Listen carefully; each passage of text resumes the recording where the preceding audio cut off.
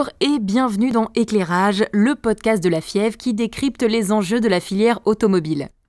En tant que syndicat professionnel engagé dans la défense des équipementiers, des fabricants d'équipements de garage et de tous les autres apporteurs de solutions automotives, nous abordons dans ce premier épisode le sujet de la formation et de l'apprentissage. Entre l'impact de la crise sanitaire sur l'emploi et les mutations des métiers de la filière automobile, quels sont les nouveaux besoins en compétences et formations ? Comment soutenir l'apprentissage malgré la contraction de l'activité ? Alors, c'est ce que nous allons éclairer aujourd'hui avec Olivier Vérague, consultant pour l'Observatoire des métiers de la métallurgie, Pascal Prévost, DRH de la FIEV, Philippe Darmaillan, président de l'UIMM, et Sophie Capéran, directrice des ressources humaines d'Actia Group.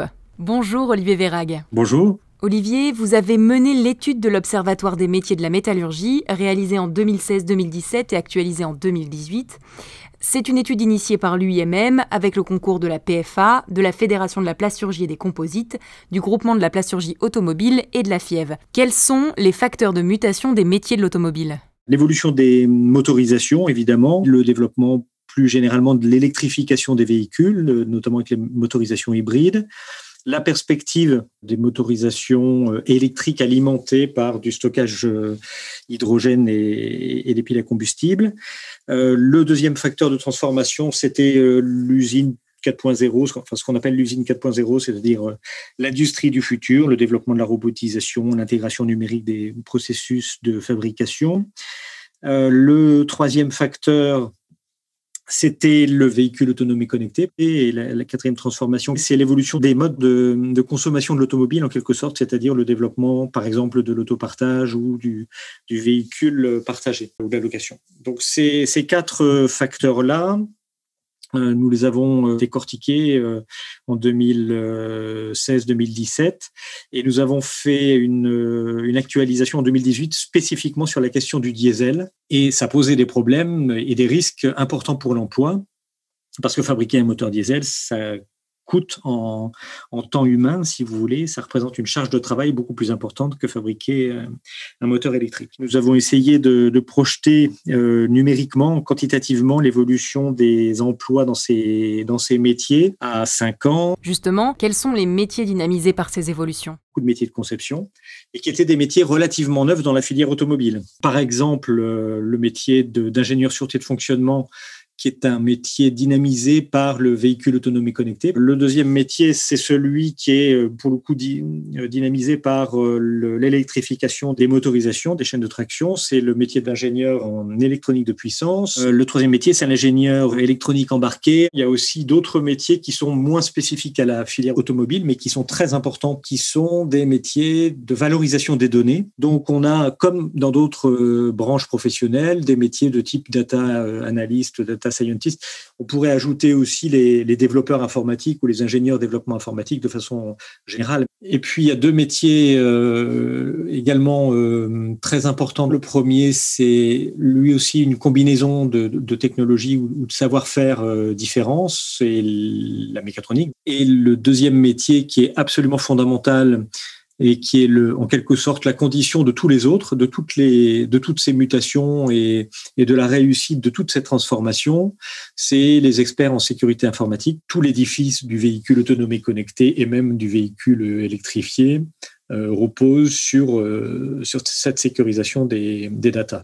Alors, la crise actuelle change-t-elle la donne ? Tous ces métiers que je vous ai cités sont des métiers stratégiques, sont des métiers à fort contenu en termes de compétences et d'innovation, sont des métiers qui seront clés pour l'avenir de la filière. Les effets de la Covid et les effets de la crise économique remettent un tout petit peu en cause les perspectives très positives sur certains de ces métiers-là parce que on a eu des annonces de réduction d'effectifs, y compris dans des fonctions de R&D. Et ça ne change pas que le fait, d'une part, que ces métiers sont globalement en tension. Deuxième point qui est important, je pense, au cours de cette année, c'est l'accélération de la réflexion et des investissements sur l'hydrogène. Là, on entre dans des investissements largement soutenus par le plan de relance qui peuvent accélérer, pour la France en tout cas, les choses. Quelles sont les formations et actions nécessaires pour répondre à ces nouveaux besoins de compétences ? En termes d'offres de formation, on a une offre, que ce soit en école d'ingénieur ou en université, de formation qui peut correspondre aux besoins dans un certain nombre de ces métiers. Mais vu le rythme de développement de ces besoins, il est vraiment important de se demander si cette offre est suffisante. Dès qu'on entre dans des compétences un peu plus pointues ou un peu plus spécifiques, comme l'électronique embarquée, là, on a réellement une problématique de développement de l'offre de formation initiale sur ces sujets-là.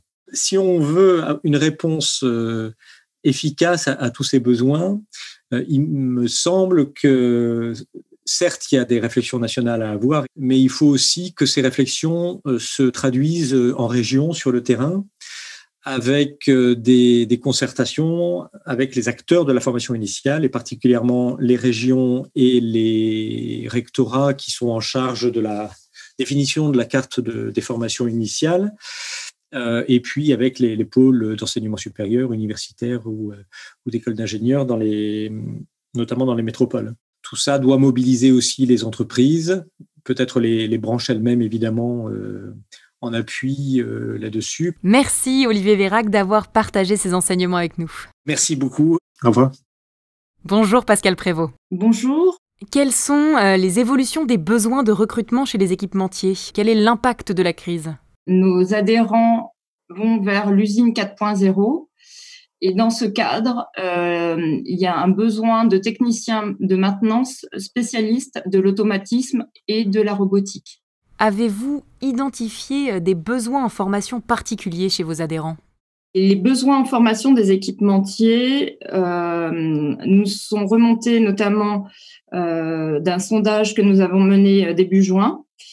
Les besoins se situent autour du manufacturing et de l'usine 4.0, de l'électromobilité, d'expertise spécifique autour du véhicule autonome et connecté.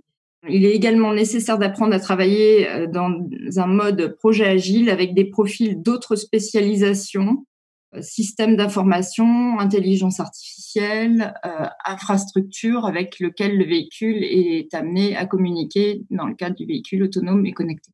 Différentes solutions sont mises en place pour soutenir la formation. Quelles sont-elles et que vous en disent les adhérents ? Le gouvernement, via le plan France Relance de septembre 2020, propose 1,6 milliard d'euros pour augmenter le nombre de formations qualifiantes à disposition de l'ensemble des jeunes qui arrivent sur le marché du travail dès septembre. Ce qui leur permet de se spécialiser vis-à-vis des métiers sur lesquels nous avons des besoins de recrutement. Concernant les actifs et leur accompagnement en matière de formation professionnelle, dans le contexte de crise, les entreprises ayant des salariés placés en activité partielle ont pu bénéficier d'une prise en charge de l'État de 100% des coûts pédagogiques des formations, y compris dans le cadre de formations à distance qui étaient très plébiscitées durant le confinement. Lors d'un sondage réalisé auprès de nos adhérents, 77% d'entre eux ont indiqué souhaiter utiliser ces dispositifs. Par ailleurs, le plan de relance prévoit également de consacrer 1 milliard d'euros au soutien à la formation des actifs, à la digitalisation de la formation professionnelle pour l'innovation pédagogique et l'acquisition de compétences.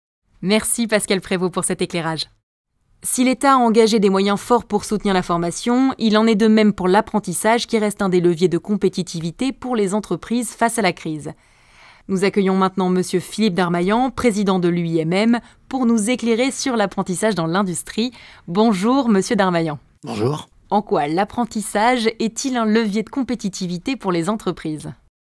Il y a à la fois une question de qualité de l'enseignement qui est obtenue par l'apprentissage puisqu'elle marie le physique, l'expérience et puis le savoir plus théorique. Mais c'est également un moment dans lequel les entreprises peuvent prendre confiance vis-à-vis des jeunes. Beaucoup d'entreprises cherchent des gens qui ont déjà une expérience, sans donner aux jeunes la possibilité d'exprimer et de montrer ce qu'ils savent faire. On s'aperçoit que ça fait tomber les barrières. Et tomber des barrières, c'est en grande partie améliorer l'efficacité et la compétitivité des entreprises. En effet, l'apprentissage est un des moyens pour faciliter l'entrée des jeunes sur le marché du travail en les professionnalisant. Mais dans un contexte de crise, comment faire pour attirer les talents dont elle a besoin aujourd'hui et demain ?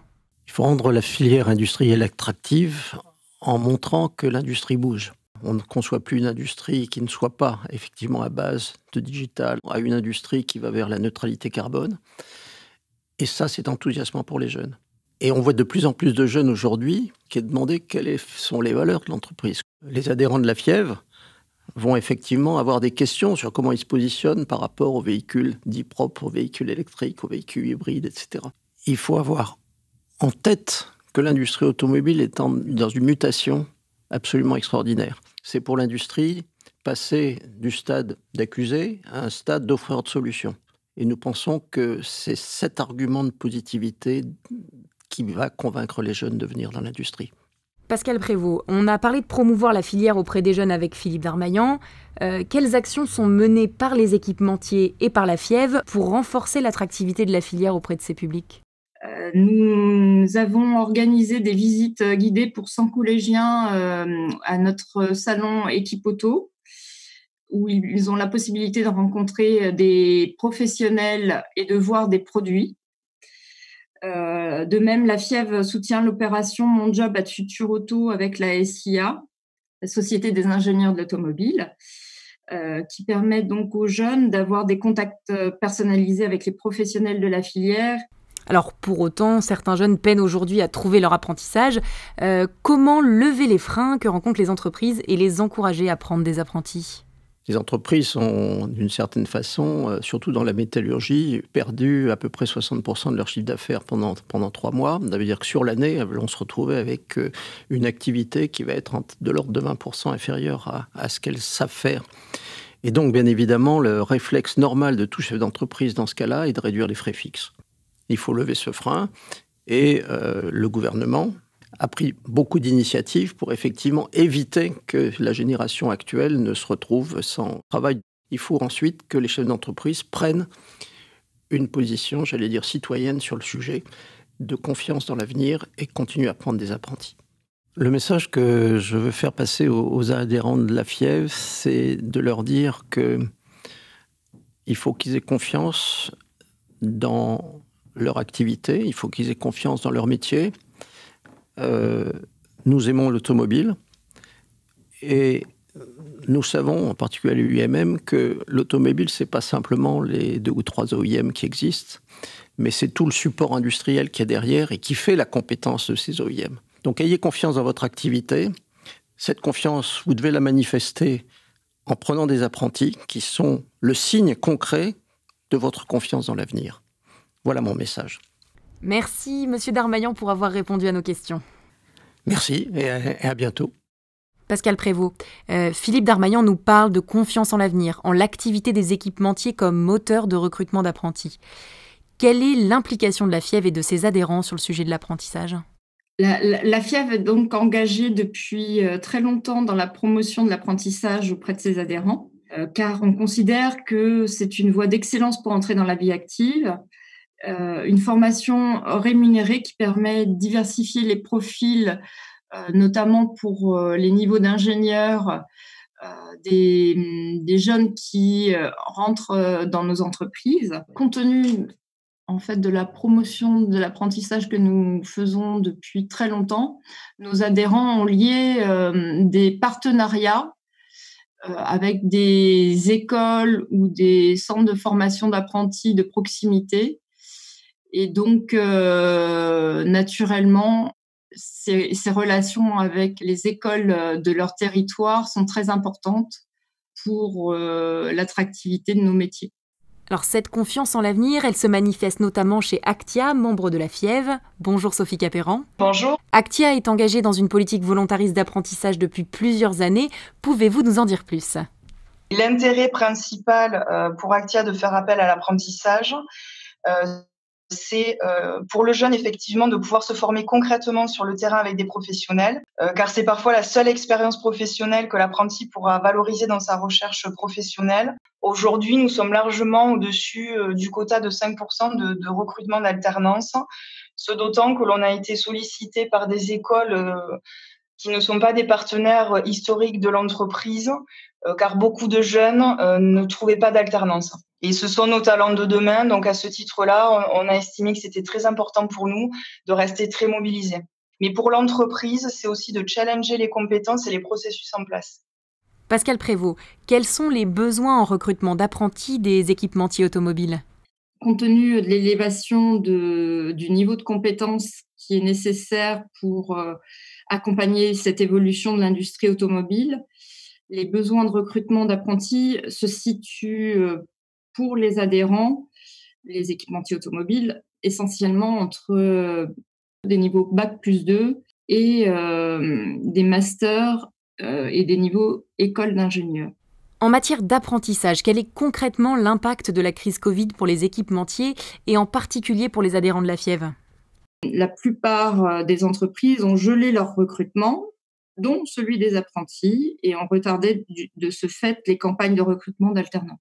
Pour pallier à ce gel des recrutements, les mesures gouvernementales qui ont été soutenues par la FIEV, qui consiste à proposer une aide financière unique pour toutes les entreprises et tous les niveaux de diplôme, à faciliter l'accord et la validation du budget pour recruter les apprentis. Ce gel des recrutements n'a toutefois pas été le cas pour toutes les entreprises du secteur.